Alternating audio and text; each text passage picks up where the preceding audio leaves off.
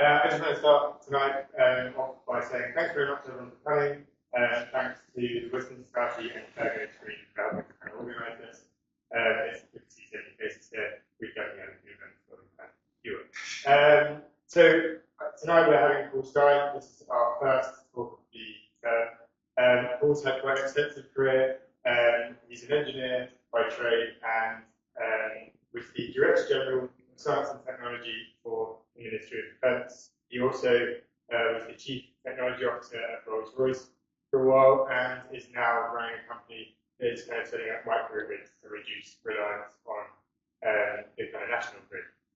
So who better to tell us about his thoughts on DESNZ? And if you need a second to look that up, now would be a good time. Thanks very much. Without further ado, thank you very much, Ben. Thank you. So I was just thinking of things I've never done in my life. I never made a successful Baked Alaska. I've never learnt ballet. And I've never applied for Pope, and I've never addressed a politics society before. So please be gentle with me because I don't quite know how this is going to go down. So this is broadly a talk that I gave to Cambridge University Energy Technology Society, looking at this sort of tension between net zero, our need to grow as an economy, the impact of AI, and various other factors. And I think Ben, you were sitting in the talk and thought it might be interesting to also address the Politics Society and apparently the Wisdom Society about it. So that's the sort of basis of the talk. As Ben kindly introduced, I've had a sort of broad career as an engineer with Rolls-Royce, short time in the Ministry of Defence. Set up my own energy company a year or two back called Floral Energy. I'm going to tell you a bit about it just as a word from our sponsor. I'm also on the board of a US rocket company. Not SpaceX, a company called iRocket, and I'm an advisor to a US fusion energy company as well. So I get a kind of a broad spectrum of things, and I still advise government. I was on the Prime Minister's Council for Science and Technology, which was quite interesting and got a real insight into the wheels of, the wheels of power in Whitehall. And now I'm on the National Cyber Advisory Board. So I sort of hang around between politics, business, advisory roles, and engineering, but mostly I'm an engineer. Just a quick word from our sponsor, which is that I set up a business called Floral Energy. There's only 2 or 3 slides just to introduce you to this business. Basically, as we'll see later in the talk, power-hungry data centers are going to be a dominant factor in the race to be number one in AI. And being number one in AI is bloody important. We'll talk about this in a bit. The view of many, certainly the view of me, is that ultimately small modular reactors, low-cost nuclear is going to be the answer. I'll talk a bit about this in a second. But much as though I love nuclear, it's not here and now. It's going to take at least a decade to scale up nuclear energy to the levels we need to crack the AI hyperscaler needs and also to generally decarbonize the economy. And so Floral Energy has been set up as an interim step. And basically these hyperscalers, so you see in the background there, these things that can consume up to 500 megawatts of energy, full up with sort of tens of thousands of NVIDIA chips, each drawing a kilowatt of energy. They gobble up as much power as a town the size of Leeds to do large language model and various other sort of discovery phases in AI.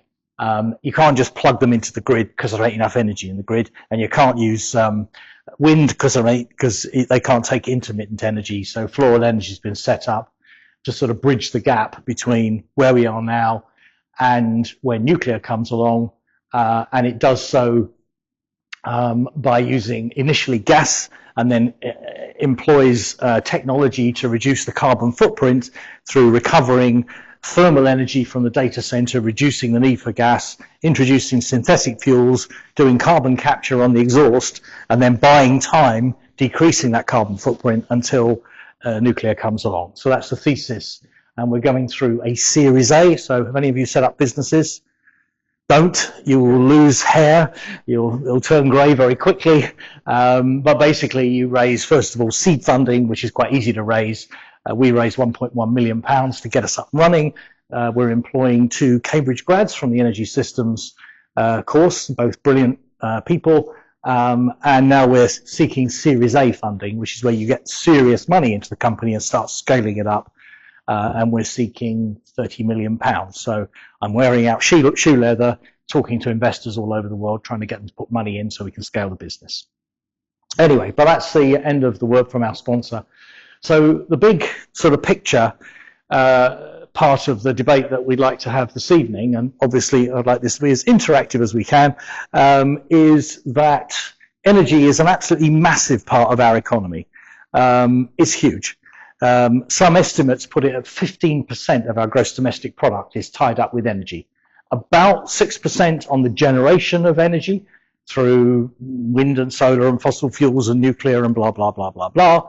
And then the rest of it is on the consumption of energy, on all the ways of turning that energy through intermediates like hydrogen into the way it's used.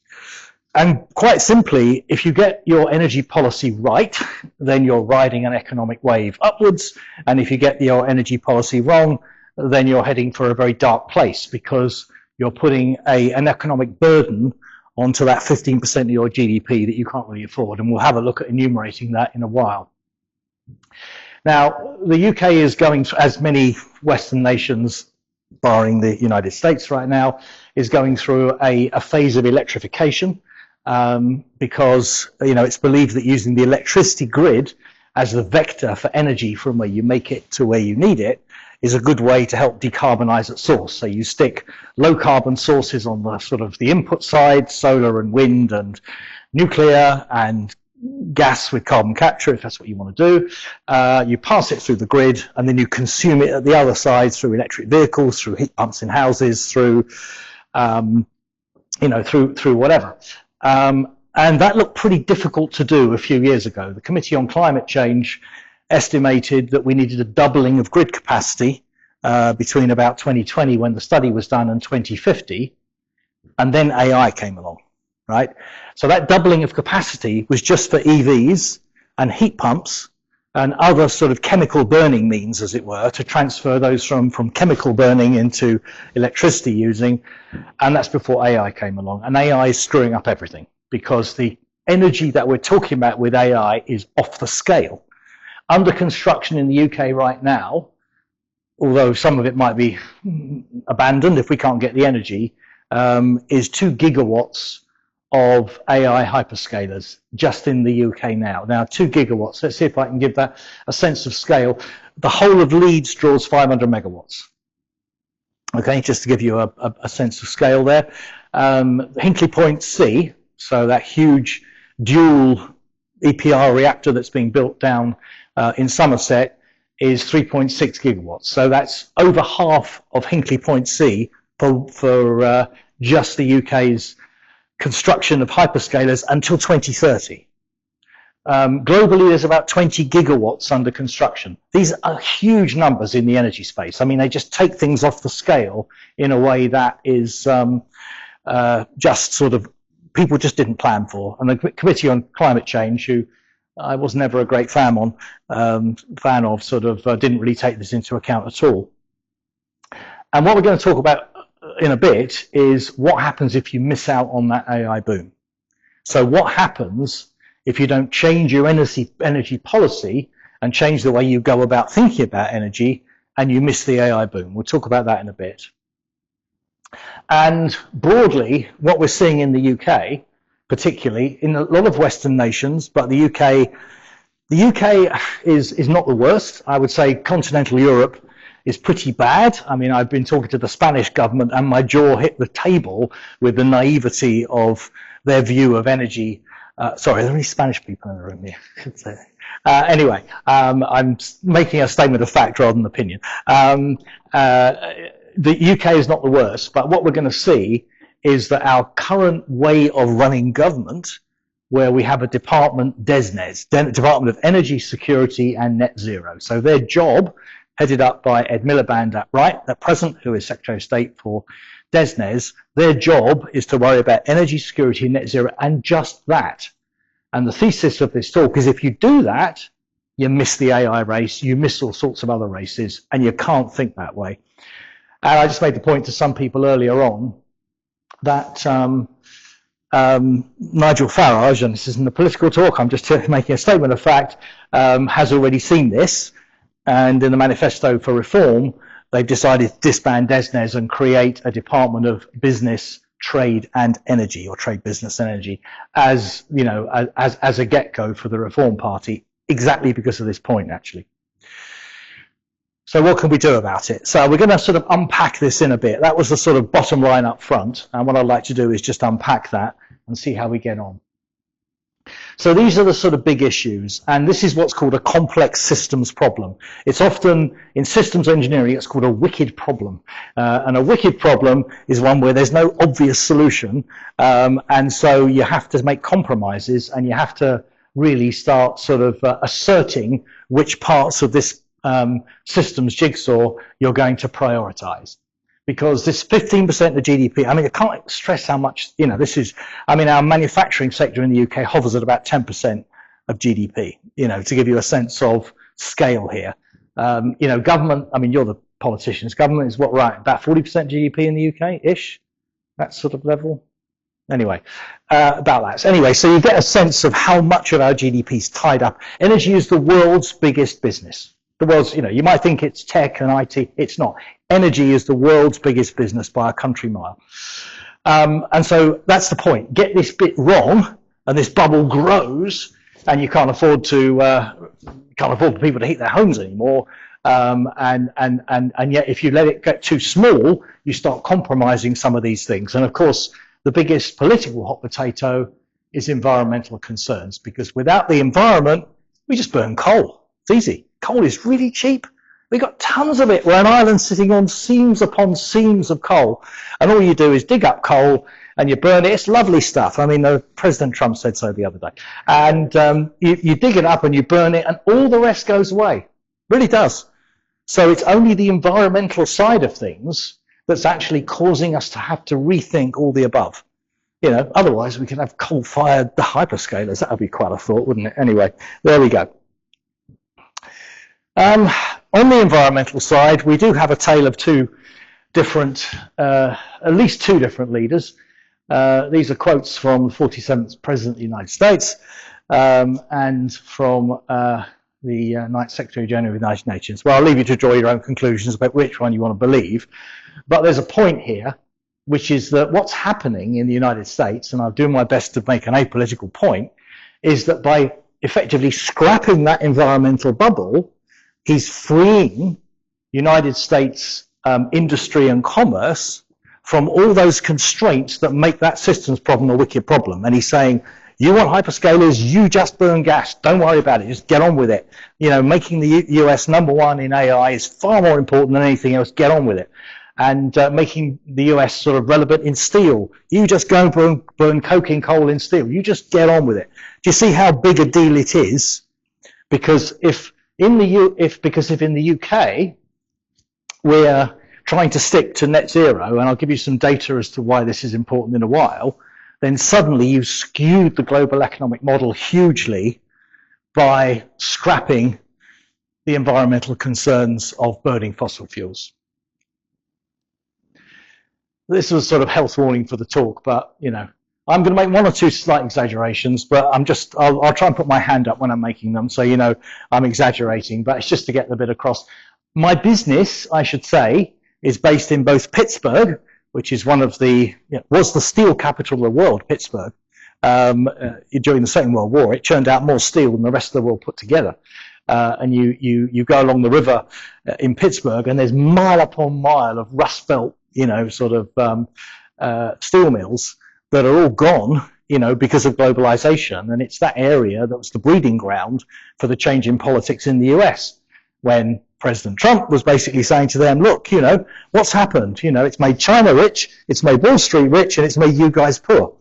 And that's, you know, certainly in Pennsylvania, where my business is, that's the message you hear in the bars, which is why you still got 35% approval rating. Anyway, but I've got a slight transatlantic view because we've got an office there, an office in the UK. But what I want to do is drill into the sort of the main 8 points. And I think, you know, the first one I've already sort of harped on about, really. It really is massive, and I just need you to think about the following sort of data point. you know, you hear all sorts of politicians saying, oh, you know, energy, renewable energy should be cheaper than fossil fuels. Bollocks. It's not. It's not. If you roughly take a look globally at the costs, the system cost, not the cost of a windmill and the levelized cost of electricity of a windmill, you take a look at the system costs of moving to nuclear, wind, solar, it's about double that of fossils. You know, the Americans are picking gas out the ground right now at about 4 cents a kilowatt hour. It's almost too cheap to meter. So it's just not true that environmentally friendly energy is cheap. You're being peddled a lie. As an engineer, I can tell you you've been peddled a lie, because they take a very sort of limited optic on the whole equation. If we're going to decarbonise, and we've got to decarbonise, we've got to recognise it's going to cost us money to do it. It's going to cost money. And this money is about twice the cost of fossil-based energy, twice the cost of coal, gas and oil. So roughly in the world today, there's around about $5 trillion of energy that's traded. Of that 5 trillion, about 1 trillion is renewable, and there's $4 trillion of fossil-based energy that's traded. And roughly, that's going to be about twice the price to do it in a low carbon, in a net zero way.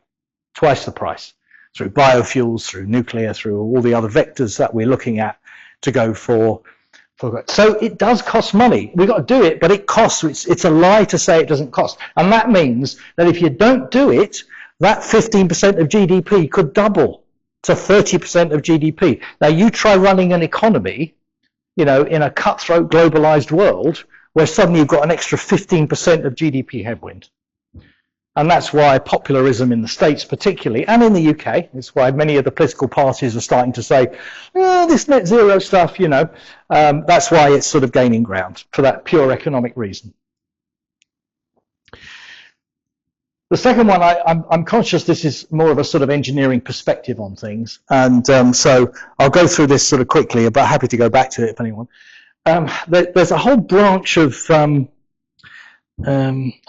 thinking, which is systems engineering. Systems engineering is the deconstruction of complexity, right? And in engineering, it's everything. It's how you take a massively complex problem like, let's get a man on the moon and bring it back safely to Earth, how you deconstruct that high-level requirement into every single nut and bolt that has to come together to get that Apollo rocket lifted with all the payload that's in it.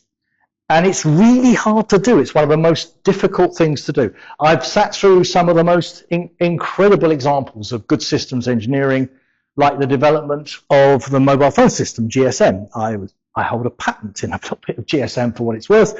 And that was an incredible example of how you take a complex problem, which was how can we allow 1,500 people to make simultaneous calls within a 1 kilometer radius and not screw up the network, and actually turn that into the reality that we have today, which is and you've probably got no idea of the huge complexity that goes into making that mobile phone system working. And unfortunately, no idea is exactly what exists in Whitehall, because what we're seeing in Whitehall is that these system skills, this ability to manage this macroeconomic complex perspective, those skills just don't exist anymore in government and in Whitehall. And the engineering skills that are required to understand those system skills are not there either. You know, there used to be in Whitehall, for example, a science and technology fast stream program that grads like you might go on in order to get those skills in. I don't know, cost saving that was removed. This might sound a small thing, it's actually a big thing, because it means when we talk about getting it right in energy security and net zero, you've got to have the skills in government backing up politicians to make it work. The next thing you've got to understand is the whole energy system is a lot more than the electrical energy grid. I'll just see whether you're listening. So the electricity grid we think of as like energy. Any idea how much energy passes through the gas grid in the UK relative to the electricity grid? 4 times. You're bang on. Well done. I think you went to the last talk I went to. Yeah. So 4 times the energy that we burn today is passing through the gas grid. And what does that mean? That means the big net zero problem in the UK isn't electric vehicles. It's gas heating of people's homes. And many of the homes in the UK are not easily decarbonised. If you live in a block of flats in the East End of London, talk of sort of heat pumps and things like that are for the birds, you know. So unless you really understand this stuff, then you're actually in danger of tokenism in dealing with sort of, you know, dare I say, middle-class people who can afford to put solar panels on their roof, rather than dealing with the bulk of the population who just don't have that choice. So you've got to understand the whole energy system if you're going to decarbonise it. And of course, liquid fuels are still about 30% of energy in the UK. You know, was it 1 in 4 cars are EVs now? I can't remember, but it's certainly not half, you know. You know, liquid and gas fuels, and I live in the middle of the countryside, and, you know, I don't have a gas supply. I have to have the chap has to come around with an oil tanker once every few months, or not. In my particular case, I've run out of oil. And then we have this other category, which I'm going to come on to, called off-grid islanded energy, which is where you sort of generate your own power off-grid, but you do your own thing in order to ensure your own electricity, but away from the grid. And I'll say a bit more about that in a bit. I am now just going to talk a bit about AI, and this sort of is a bit of a sideshow, and I'm sure many of you talk about AI and have endless debates about AI and what have you. I'm just going to give you a brief sort of personal perspective on AI, and happy to sort of talk more about it in the discussion section. So AI, as you're probably aware, you know, right now, until there's some breakthroughs in more sort of lightweight large language models and new types of, you know, edge type of AI, right now these things are massively power hungry. So, you know, they're gobbling up huge amounts of data from across the internet, from all of the sort of the body of knowledge which is mankind, crunching them into these large language models that create this huge metadata space, and then shoving it into inference engines. And then when you type into ChatGPT, you know, sort of, you know, how can I get a job after leaving university? It'll give you its pearls of wisdom. I'm sure will set you all up to be future prime ministers if you're taking sort of politics courses. This stuff is very power hungry. The entropy that is required to take this massive global body of data and squeeze it down to that answer when you're typing into ChatGPT, the entropy reduction is massive. It's huge. And so that's why these NVIDIA chips, which just started off life as graphics processors, all they were in PCs like that, just running the screen. But the way they worked was having lots of individual little microcomputers inside the chip, each worrying about a different area of the screen. And then someone figured out, hang on a minute, I could use each of those little microcontrollers, each to individually do a little bit of that, grab a bit of data from the internet, and NVIDIA was born and turned into a $5 trillion company, with a few things in between the two. Anyway, so these things run 24/7 and are massively power hungry. So one NVIDIA chip, N700 chip, about yay big, is drawing a kilowatt of energy, okay? Now, heating this room, I would imagine about 7 kilowatts, I'm guessing, to heat this room. So you get a sort of sense of the energy coming off these chips that is absolutely massive. So when you have hundreds of thousands of them, that's how you scale up into these hyperscalers, they're called, and some are absolutely vast. We're bidding for a 50 megawatt hyperscaler, which is 6 acres. That's 6 football pitches for 50 megawatts. So 10 of those will be a typical hyperscaler farm at 500 megawatts. So you get a sense of scale. So AI is, of course, changing everything. Sorry, I'll just say, you can't really use wind and solar. These are 24/7 energy systems, and we just don't have the energy storage technology. We just don't have it. It's too expensive. Again, all sorts of myths are published. If you actually go and buy a battery farm or go and buy other energy storage systems, all this sort of crap they talk about, oh, it's coming down in price, it's going to be for, it ain't. It's about $200 a kilowatt hour, roughly, to go and actually buy a battery system from Saft or something like that. It's very expensive compared with generating energy at source. Right? If the promises of small modular reactors come true, it's going to be just cheaper to build nuclear power than build battery storage systems. So you need this continuous energy, and this graph here, which is, you know, I've probably generated on ChatGPT or something, but anyway, is showing that right now, so it's in terawatt hours, sorry. It's about 2 gigawatts continuous by 2030 to run data centers. There's a whole debate on why should we have our own data centers. We can go into that. I'm not going to go into that right now. There's a strong reason as to why we need our own data centers, but I could talk all night about that, so I won't. I'll come back to it if there's a question. Anyway, so this is sort of, this is not the point of the talk, but just to get you sort of thinking about why AI is so important. Do you know, we've gone through industrial revolutions, agricultural revolutions, we've gone through the information revolution, but AI is the first revolution that is impacting white-collar workers. The first time that the cream of society, as was, you know, the people that earn the massive six-figure numbers in the city, in law, in accountancy, it's those jobs that are being hit. And what is the UK? It's a service economy where those jobs dominate our wealth creation. 25% of all income tax on the UK is generated in the City of London.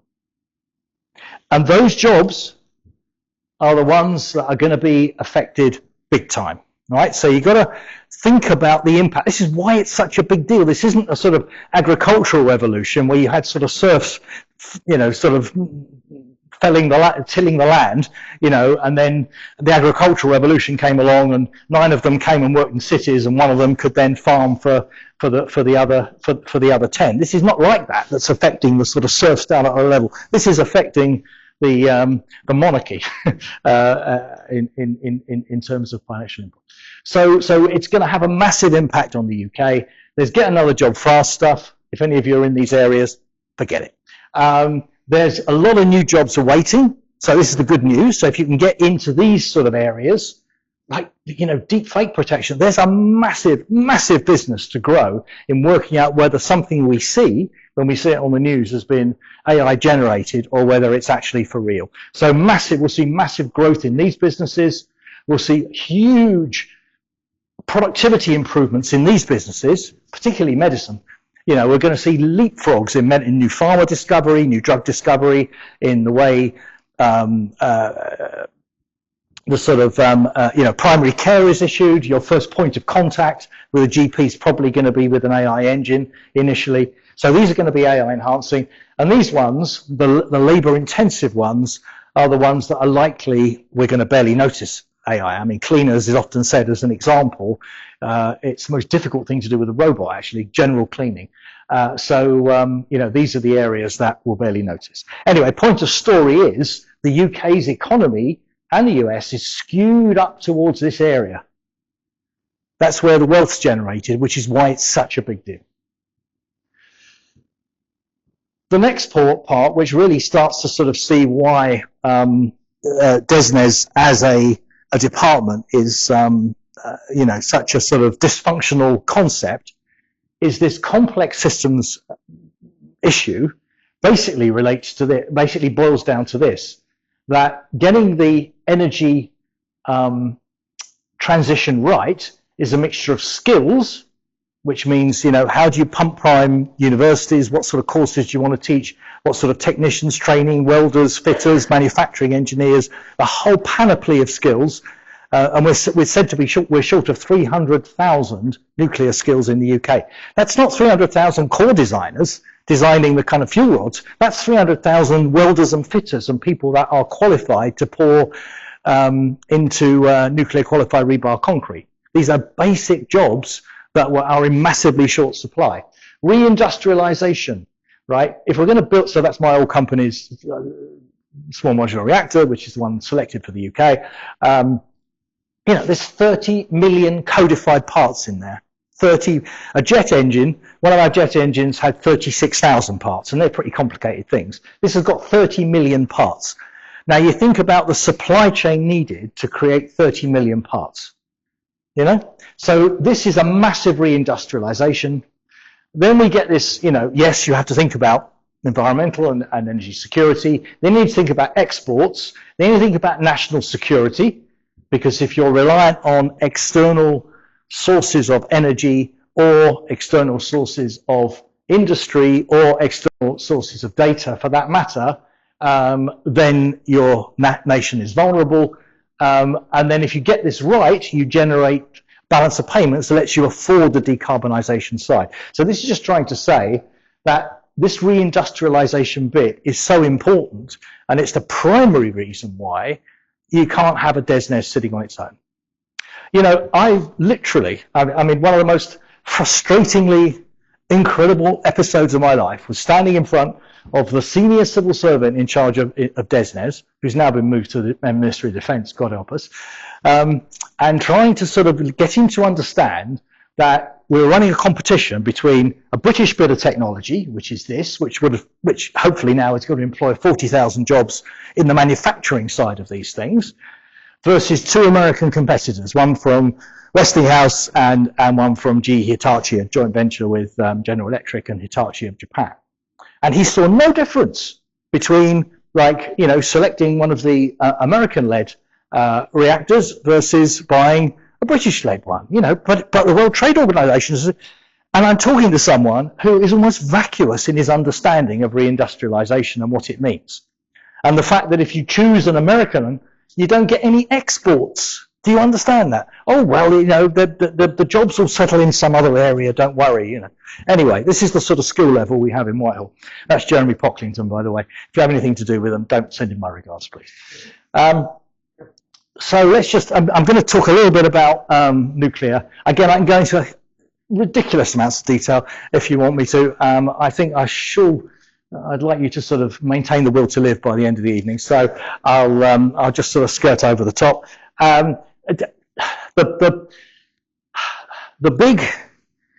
There's a big transition taking place in nuclear, and people that talk to you about the history of nuclear don't get the transition. So, oh, it's expensive. Oh, you know, these things take a long time to decommission. You know, oh, you know, what about 3 Mile Line? Oh, what about Chernobyl? People that sort of talk about the history of nuclear do not understand, genuinely don't understand the revolution that's happening. The revolution mainly is in small modular reactors. And that's why people are so het up about it. Small modular reactors is not about new physics. It's about changing the manufacturing processes behind making small power stations to drive down the capital cost. But it's more to it than that. These things, so that's Sizewell C. Sizewell C is probably going to cost 30-something billion. There's no way that private equity can ever afford to invest in Sizewell C, because it's just too much money. Nobody spends that much money on anything, and the time between raising the equity and getting your money back is too long.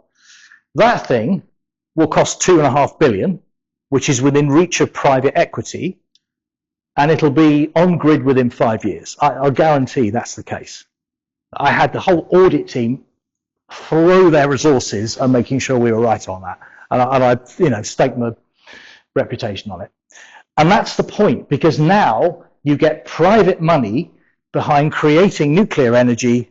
So private equity will raise money to pay for power stations, sell the offtake either to those big tech companies like Google that want to run data centers, or sell the offtake onto the grid so that you can pay your energy cheaply. And now the whole thing is self-sustaining with exports as well for the UK, without any government interference other than the regulatory framework. And that's the point, and that's the thing people don't get when we talk about this revolution of nuclear. The Americans get it, and in 2024, 40% of all private investment in energy went into low-cost nuclear. 40% of all, across, you know, solar and wind, all the other forms of energy. Low-cost nuclear is just drawing capital in like a magnet, because they see this, and they see it aligning with the AI boom. There's other types of nuclear. I'm not going to sort of diss them all. I'm a great fan of nuclear fusion.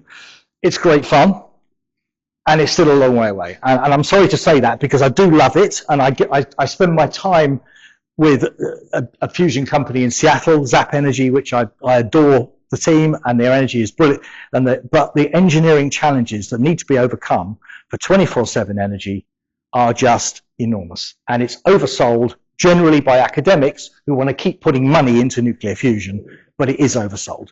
So I just need you to be aware of that. At some point, when this starts to happen, it means you don't have fissile material. And that is the big thing about it. You're not handling fissile material in a fusion power station. Anyway, I'll move on. The seventh point, again, is a bit subtle, but you'll see this time and time again.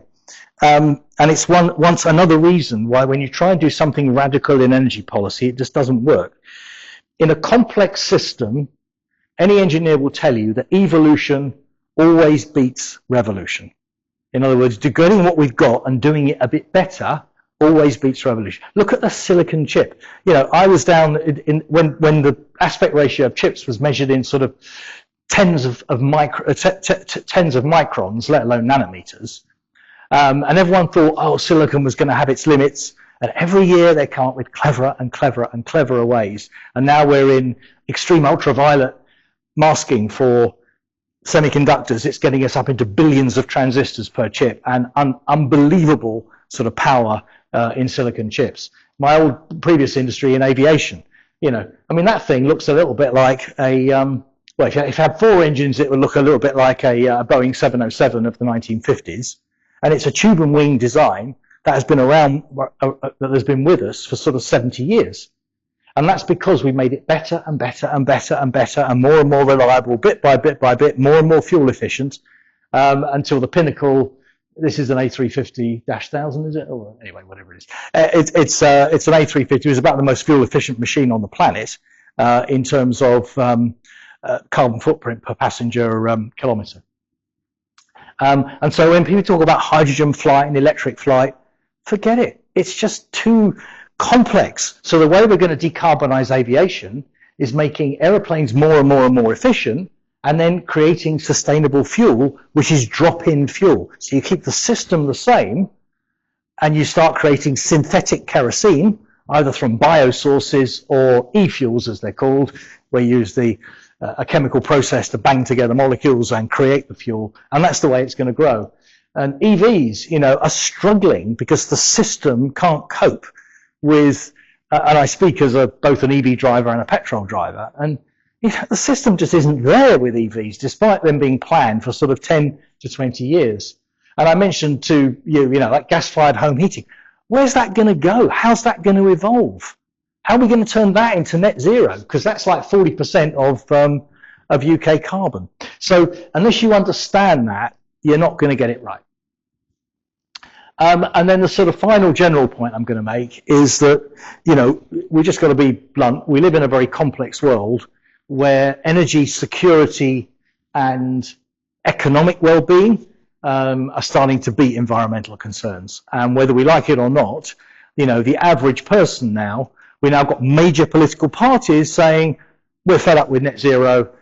Why? Because it hasn't been sold by the intellectuals. Whilst the contents of this room might be passionate about decarbonisation and other environmental concerns, the fact is that my farmer neighbours in Derbyshire do not give a shit. They really don't. And they just don't get it. They just see their price of agricultural diesel go up, and they're fed up with it, and they want the government now because the consequences have not been sold to them. And look what's happened in America. Just look what's happened in America, you know, and who are, what, a quarter of global GDP or something about that, that are now basically, you know, as a presidential statute, tearing up all net zero policies. So we've just not sold it. I don't know how what we're going to do, but we've just not sold it to, you know, a democratically voting population. So this is a bit of a sort of word vomit slide, but it's the one I just want to end on. So what should we do? And you know, one of the theses of this talk is getting rid of a department of energy security and net zero is the #1 priority. I have to declare an interest in that the man currently occupying the position of Secretary of State is not top of the Christmas card list of myself or many other people involved in government work because of a particularly dogmatic approach to him carrying out this policy. But nevertheless, if you pack away the individual, you can see that from a system perspective, If you just give to one narrow department of state the job of worrying about energy security and net zero, and its mandate is simply make us secure in energy and drive down net CO2 emissions, you're going to miss the big picture. You're going to miss the AI boat to start with. Secondly, digital first. Digital first is a strapline that we're trying to sort of get moving with, which is that this AI race is so important to the UK. It's so important. Your generation, the jobs that you are going to be doing, I guarantee every one of you in this room will be doing some, it might be slightly overhyped, okay, but, I genuinely think that every one of you in this room, whether you're teaching, whether you're going into the law, whether you're going into politics, will be changed in some way through the routine sort of deconstruction of mankind's knowledge, which is what AI does really well, is now automated. So the days of scrubbing through a contract to see whether it's sort of got any clauses you don't, they're gone already. Cities already downsized in commercial law to 40% in some areas. So unless you accept that and say we've got to be number one in AI and we've got to have a sovereign capability, you're going to miss the boat. And that means that when it comes to the environmental side of things, you've got to say that the perfect is the enemy of the good in this area. I've mentioned reskilling Whitehall. I might laugh about it, but I really mean it. When I worked in the MOD for a while, I just did 3 years. I was shocked at the low skill level across many government departments I dealt with, Treasury in particular. We spend a lot of money on science and technology in the UK, and I'm sort of not really necessarily going to go into the detail, but we have such an academic skew towards what we choose to invest in. We really do. We are still plagued with a lot of discovery science. We're spending $2.5 billion on a government-run fusion reactor in Nottinghamshire. I mean, it's great if you can afford it, but why? We've got to decarbonize the planet now, and SMRs work. Just buy lots of SMRs and worry about fusion on a slower burn timescale when we can afford that sort of money. So you've got to really sort of think about what government expenditure is for. And certainly my thesis has been we don't spend anywhere near enough on manufacturing technologies, which is what China throws money at, as you know. I've mentioned drop-in fuels. Again, I deal with lots of academics who hate drop-in fuels because it's not very interesting. And that's honestly why many of them are anti-drop-in fuels. And I'll let you read the rest of it. The whole energy policy needs to change. One of the sort of ridiculous policies that is being championed by DESNZ, for example, is they believe that energy is egalitarian. And I'll see whether I rattle any political cages with this one. So there's a thesis that says everyone that generates electricity has to generate it for the good of everyone that wants to eat it up, right? So the idea that you have your own private power station is an anathema, because you have to sort of use the grid as a mechanism for the egalitarian distribution of electrons rather than wealth. And certainly current Secretary of State is firmly of that view. So his department is blocking what's called off-grid solutions. That's where you have your own little private power station to run your data center or your chemical works or whatever it is. Except it doesn't quite work in a capitalist economy, because if I'm a big tech company like Google and I'm spending $8 billion on one hyperscaler, then, the idea that I'm going to hold it up because somebody wants to think that I've got to take grid energy and the grid's not mature enough right now to give me the energy I need, and so I need my own private power station, but you're saying I can't have one, okay, I'm out of here. And that's what's happening. So unless you have this digital first philosophy and simply take the view that you've got to follow where the wealth's created, not necessarily the net zero dogma, then you are going to sort of go backwards in terms of national wealth. Obviously, we've got to be able to create, change the balance of payment situation in the UK. And so, right now, do you know how much we export in wind energy? Nothing. It's Vestas Wind, which is Danish, Siemens Gamesa, which is Spanish, and German, and GE Wind, which is American and French. And all the wind farms you see are all made abroad, and we have no export potential. Well, so when Boris Johnson used to stand up and say, oh, you know, UK's #1 in wind, what he meant was we exported lots of pounds to the detriment of our building programme for schools and hospitals in order to create that net zero thing. Whereas had we invested in things that we developed ourselves as a nation that we could export, then we could actually make net zero affordable. And then, you know, generally, as you guys move into politics, the more engineering judgment we can put into this whole equation to balance scientific predictions, then we're likely to make better and better solutions. Right, so I'm going to stop there. I've sort of cantered through that at pace. I didn't quite know what you wanted to talk about. I'm happy to lead the discussion in any direction you like, but I'm told we do have to finish sort of, I'm going to say 15:15 because I'm sort of, I'm going to have to make my way back to Derbyshire and my angry neighbours who are pissed off about all sorts of things with the government right now. Yeah. Anyway, anyone want to lead the questions? Oh, thank you. Thank you very much. If it's okay, we can ask questions on the microphone here. Doesn't have to be a question. It can just be a point of disagreement. It's okay. Yeah.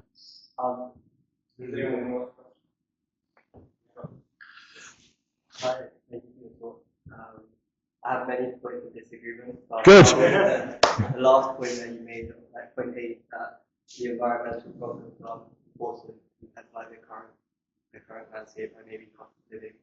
When you're going through like 8 points, that's like Yeah. and I think that whilst now, yes, like cost of living side and we want to bring that stuff down, it is also about in the future when the more global warming and your crop yields go down, your cost of living is going to get even higher. And I think net zero by 2050 is the goal that has to be stuck to make sure that none of this situation gets worse in 20, 25 years' time. And then linking to that, if you have to achieve net zero by 2050, you have to electrify everything. But if we electrify everything, we demand too much energy that our system can't handle right now. And then if we now add in AI and data centers into this, we demand like another order of magnitude higher energy that we can never supply with net zero grid. And I think maybe that the current AI solutions are the ones that are going to make the breakthroughs with chucking more power at LLM, which are, some people would argue, not very intelligent themselves. So I'd ask whether you think this just more energy for data centers is the right direction, or if you could go back a couple of years and you still have the US and China from using NVIDIA chips, and then China came out with their reasoning model. They actually innovated using more constraints. So why not try to solve this problem with the current constraints we have? Why are we trying to take away these constraints? Yeah, good questions, and I love the questions. I'm going to take the last one first. Is there the hope of innovation in semiconductor architectures where we massively reduce the energy consumption through new approaches to AI, whatever AI means, whether it's LLMs or other things? Yes, would be great. Should we be researching into new semiconductor structures that might use a hell of a lot less energy? Yes, please. And if any of you come up with it, you will win the Nobel Prize. There have been many attempts. A UK company called GraphCore that I got involved with slightly did actually a brilliant job of trying to sort of start rethinking the whole LLM architecture to get down to 1/10 of the power per LLM crunch of an NVIDIA chip. And I've got to be slightly careful because we're on camera.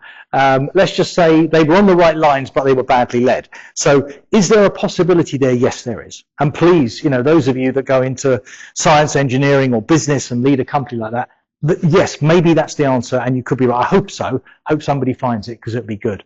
My concern then is that all will happen is many of these LLMs have just got an infinite power for gobbling up the capacity that you've just created. So will, in fact, if you reduce the the chip power consumption by a factor of 10, will they just increase the complexity of the algorithm 10 times? I don't know. So the answer is yes on that. But let me come back to the net zero thing. I just need to ask you a very blunt question. Do you think you're here because you're very intellectual, a little bit left-wing, I would imagine, and sort of, you know, and you're all kind of chomping at the bit to do some good in the world? Do you think we've sold net zero to my neighbours in Derbyshire? Do you think we've sold net zero to them? Do you think that's what they talk about? No, but does that mean we should stop trying, like disband it completely and like show a clear direction that we don't care? And yeah, well, hang on, but your counterfactual might not be right. Your counterfactual might not be right. I mean, your counterfactual might be that what you've got to do as a democratic society is chuck, you know, you borrow into the future so that people's energy bills for industry and their home heating today, they don't notice any difference with net zero. Maybe that's what you've got to do. The answer isn't necessarily go burn fossils and ruin the planet. The answer might be how you change your whole industrial economic system.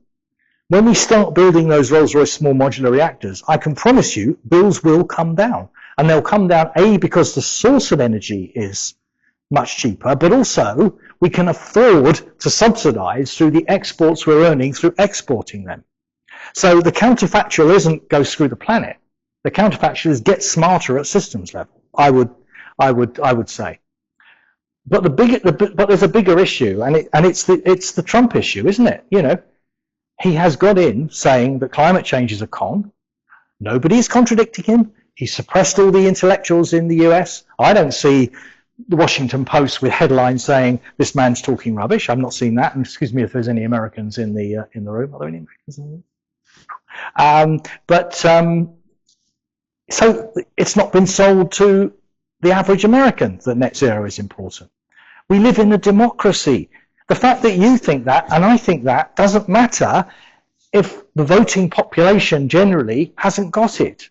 Do you see the point? I'm not pushing back. I'm just saying our job is either to make it easy for them. It's like saying to a farmer in Africa, I was dealing with a decarbonisation project with the Indian government, with the Indian government, you know, and they were saying to a crofting farmer in India, you know, the idea that they would go to an electric tractor or something is absolutely for the birds. The only way they are going to decarbonise is if we create a biofuel that can be used as a drop-in replacement to run their tractor, and for that to cost them no different or even cheaper than it costs them for fossil diesel, say. It's the only way they're going to do it, and they know it.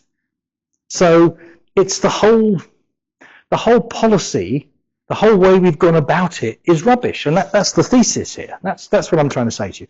I'm not sort of pushing back. I agree with everything you said. We've got to decarbonise. But what's the journey from here to there? That's the debate that we're trying to hold here. Yeah. You're allowed to disagree with my answer to him as well, by the way. I'm just stirring the pot. That's all. As an engineer, I was wondering what you said about optimizing, especially for the decarbonization techniques. You were saying that if we optimize our engines, maybe produce less carbon, then the whole aviation sector would be producing less carbon, more sustainable. But in engineering, you kind of have this proof of this. Like, the more you optimize the system, the more you end up using it because it becomes cheaper, and then you're not producing less carbon in the end. And I think it's also critical to collaborate. Like, if SMRs are cheaper, well, maybe we won't. Maybe the government might not go down. We might just build lots of them and just use more energy, use this energy for maybe not decarbonate, but AI or very like very. If you have cheaper stuff, we're going to use it more rather than making a real change in carbon emissions. Well, and that's what, yeah, that's what the look. First, can I just talk about aviation first of all? I mean, I'm just going to make a personal point because this is something I used to champion years ago. You know, you hear a lot of media coverage which implies that somehow if you fly less, then that's the problem solved. The world is safe. Of all the sectors I've worked in, and I've worked in a number of different industries, aviation is the one sector that has got a genuine pathway to net zero, right? A genuine pathway. And the pathway is basically a mixture of three things. It's a mixture, the main one is sustainable aviation fuel, which is all about retasking bioethanol. So it's basically taking bioethanol mostly from Brazilian sugarcane sources. That's where most of the world's bioethanol comes from, turning it into synthetic alkane, kerosene, and then using it as a drop-in mix, increasing to 100% by the time we get to 2050. So that's that. And then you use less and less of it with more and more efficient engines, because it's going to be more expensive. So you need to use less and less to make it affordable. And then for shorter flights, yes, you can use electric flight and things like that. So, you know, I just hear this vilification of aviation and just think, you just don't understand. You know, whereas in other systems, like home heating, we don't have an answer. You know, and home heating is 40%, aviation 2.6%. So again? There is a very easy answer to home heating. Which is? A resistance and carbon-free electricity.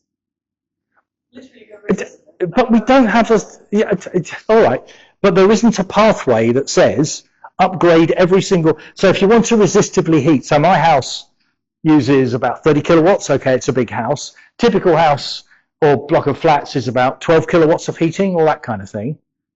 Do you know how much electricity load, if we take 30 million homes, each resistively heat at 12 kilowatts? You know. I'm French, so that might affect my opinion.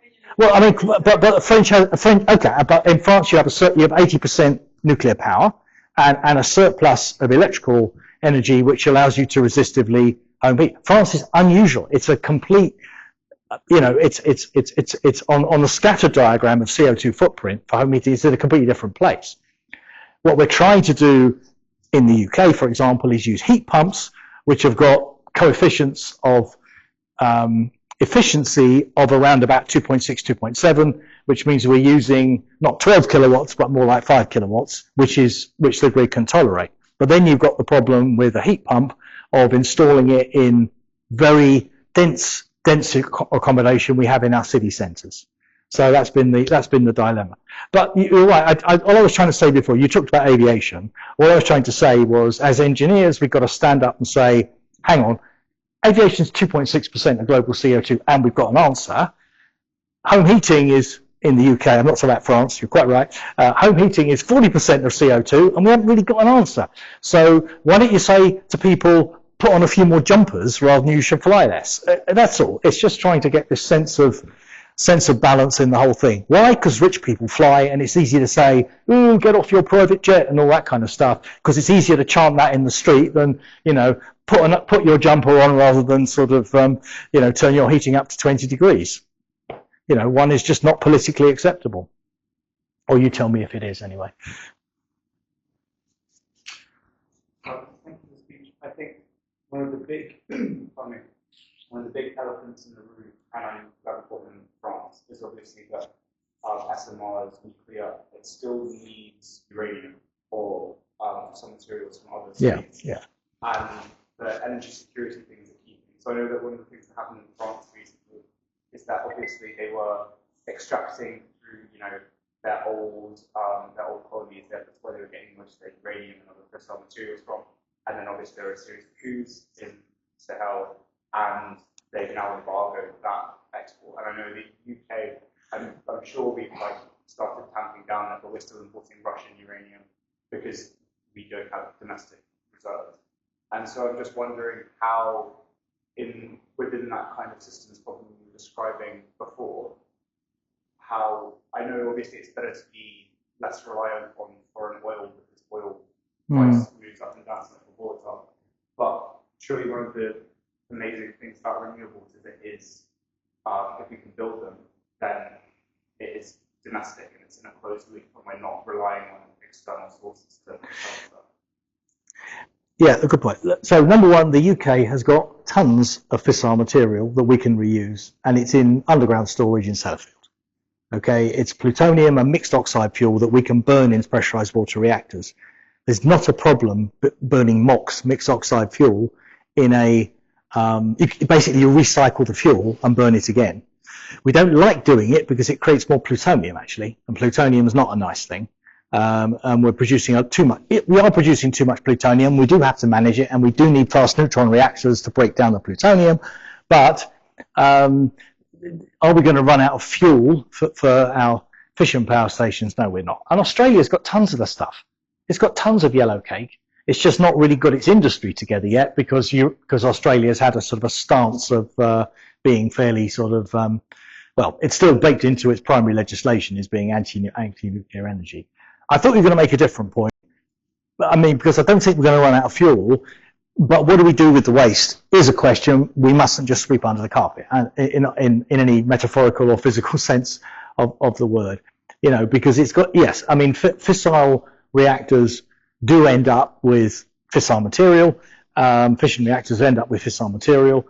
It's not very much of it. I mean, the world is currently producing 70 tons of plutonium a year from all of the world's sort of 200-300 fission-based power stations, and you could put 70 tons of plut in sort of, you know, that room there for the whole year. But it's nasty stuff. Its half-life is 300,000 years, and it's pretty nasty stuff. And you do have to have a policy of managing it.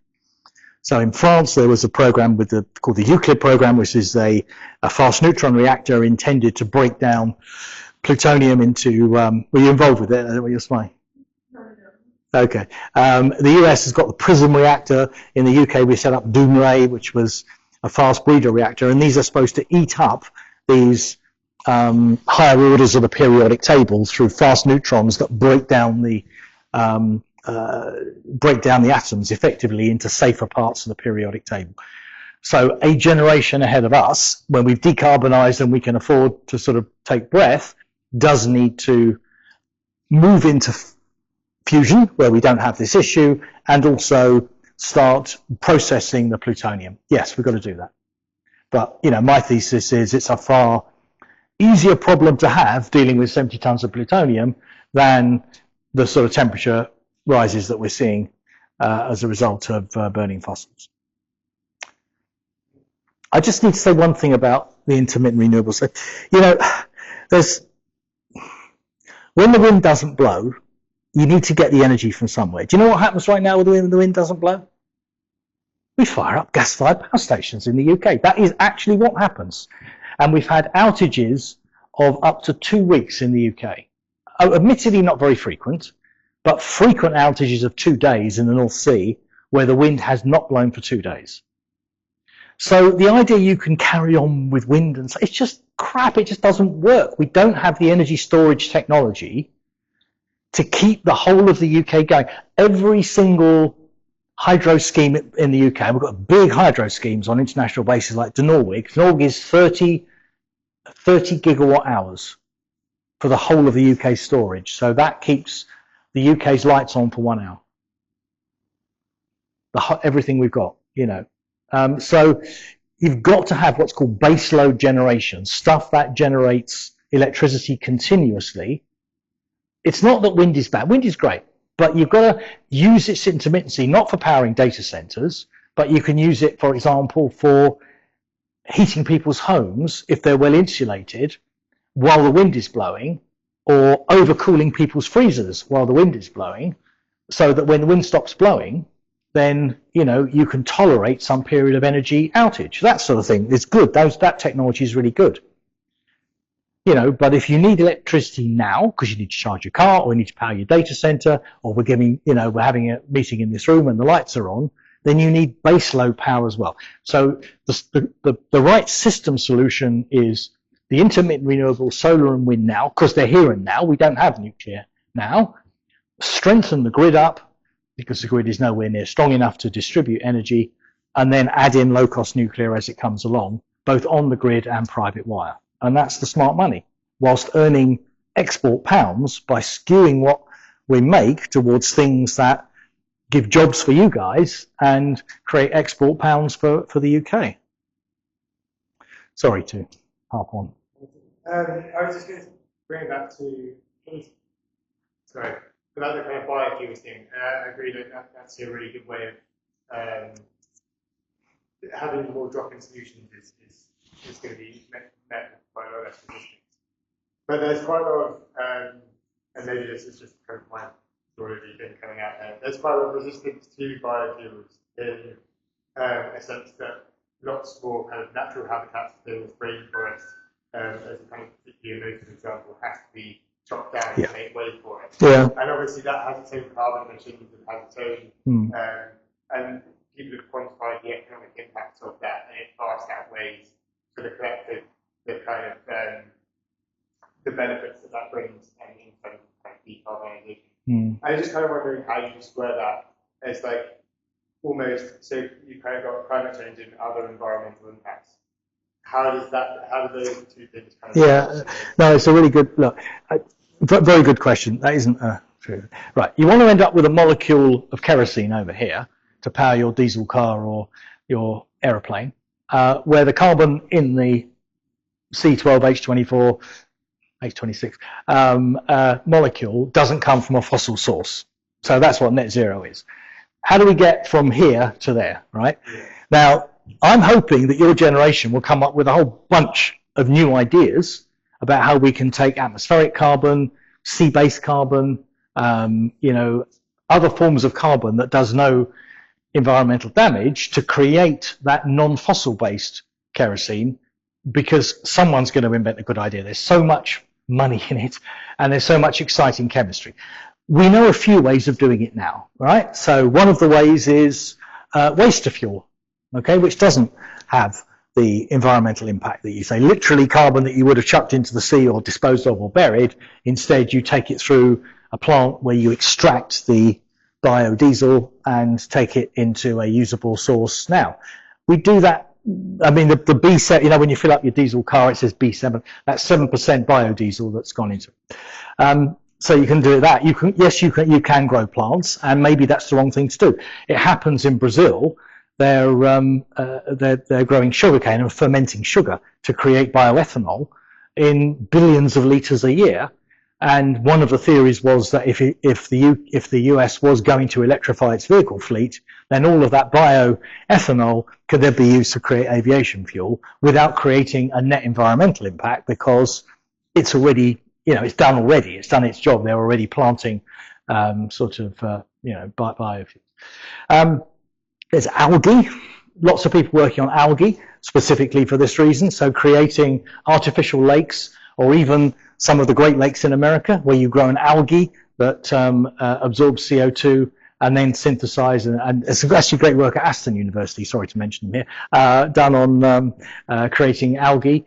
But the big prize is what's called e-fuels. So e-fuels have almost no environmental impact at all. So an e-fuel is where you create the carbon in your hydrocarbon from DAC, direct air capture of carbon dioxide from the atmosphere. So you literally suck CO2 out the atmosphere. It can be done. Can it be done economically? People are working on bringing the price down and down and down and down. You create hydrogen from electrolysis of water, and effectively the electricity to run both of those processes comes from a windmill or comes from a nuclear power station. You then bang the atoms together with a Fischer-Tropsch process, which creates a waxy output. You then crack that output into kerosene. You can do that, and people do it. Right now it's hideously expensive, but people are working on, again, people are going to win Nobel Prizes through breakthrough ways of getting the price down for these methods. So your generation is literally, driving cars around with carbon molecules that have been sucked out the atmosphere. If you can do it, technically you can do it. It's the economics of doing it. And then we come back to the point this gentleman made. Where'd you put your government money? Should I subsidize that industry so much that actually you could fill your tank with e-fuel based kerosene, but for the same price as fossil kerosene? Is that a better use of public money? So it stimulates the industry and people, bloody hell, I'm going to get a big profit. Yes, the government's subsidizing it. Is that a better use of government funding than some of the, sort of areas of research we work on today? Question, I don't know. But it's, you get the general sort of gist of what I'm saying, I think. Yeah. There's a gentleman at the back who is probably bursting to say something and disagreeing with Shedloads, which are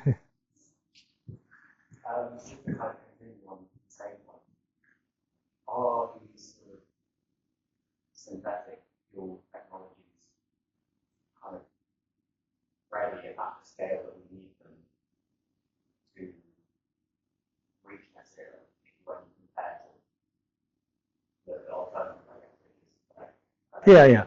No, I'm not. So I'm not necessarily a zealot about e-fuels for ground transport. Just to come clean there. All I'm saying is that in a complex system, sometimes it's easier to use a drop-in solution, so you carry on with the system as it is. Aeroplanes, we need synthetic fuels. So there is a theory that says every drop of synthetic kerosene needs to be reserved to keep the world flying, because keeping the world flying makes the world a safer place if we're all visiting each other and the world's a better connected community. So, that's sort of a thesis that says don't waste biofuels on ground transportation. So yes, but I'm just saying there's many pathways to get there. So, hydrogen is obvious. BMW are pushing heavily now towards hydrogen fuel cell cars. They think they've cracked the containment problem and the cost problem. And originally they developed a combustion engine that combusted hydrogen. Now they developed a fuel cell. They say the future is fuel cells and hydrogen, as does Toyota, by the way. And in Japan, that's growing very rapidly. EVs, for a small country like ours, EVs are a much better idea once you get the infrastructure right. And then for other people that want to continue with their combustion cars, I don't know, maybe you put the price up massively of these, biofuels to discourage them. But so I agree with you. For ground transportation, bus services, hydrogen is brilliant for bus service. So the Right Bus Company, set up by Joe Bamford, that goes, from A to B to C to D and back to A again. Fantastic for hydrogen buses because you have your hydrogen infrastructure in one place and the buses go out and come back. It's just about being smart about net zero and using the right technology and not being dogmatic about it. That makes sense. Yeah. But I agree with you. I'm not pushing combustion. And by the way, sorry, just another anti-combustion point, especially for diesel, is noise and particulates. All right. So that supports hydrogen in EVs. Yeah. Yeah. I'm trying to keep it very short, but I have quite a few to keep to Good. this one. Good. So on DESNZ and spoken DESNZ, I have some colleagues who are working in the UN looking at decarbonising parts of Asia. I can't remember the acronym, but they look at DESNZ as positive, and they look at DESNZ as something that has worked well. And that is their view of it, and they come to me and have discussions. That is good in their view. And my question to you is then, on the basis of this, and everything you said, why would the people in the UN who are looking at it from that point of view in Asia, China, better than the UK, why are they then looking at the UN? Well, it's what angle are you coming from here? If my angle is decarbonising Africa, I think DESNZ is wonderful. If my angle is making sure that a government gets voted in that can do something about decarbonisation that is affordable and creates exports, DESNZ is doing a horrible job. But that's not what the UN's worried about. The thesis here is not that DESNZ isn't driving us down towards net zero. No, it is. My thesis is that I'm worried it's going to get voted out of office by a party that reacts strongly in the other direction, the way Trump did in the US, that says, this is a load of crap. It's double, we've got double the bloody industrial energy costs in the UK of parts of Germany. We've got double the industrial energy costs. That's why INEOS is fleeing the UK. People are losing their jobs in these big chemical works. When they hear net zero, all they see is, I've lost my job. So if I'm in the UN, it's great. If I'm a sort of worker up in Scunthorpe on the chlorine plant, this is shit. So it's the point I was making before. It's whether you want to take an intellectual top-down view or a democratic bottom-up view, and that's the difference. And I'm just saying that if you take a bottom-up view and want to keep everyone happy, you've got to think again, especially being cognizant of AI. That's all. So you can disagree, it's fine, it's all right. You'll be Prime Minister or something in a few years' time, and I'll be pushing up daisies, so it's going to be for you to decide. So, yeah. Thank you very much. Yeah, thank you. Thank you. Right. Thank you very much. Right, well done. Thank you for organising it. Yeah. Changed my mind.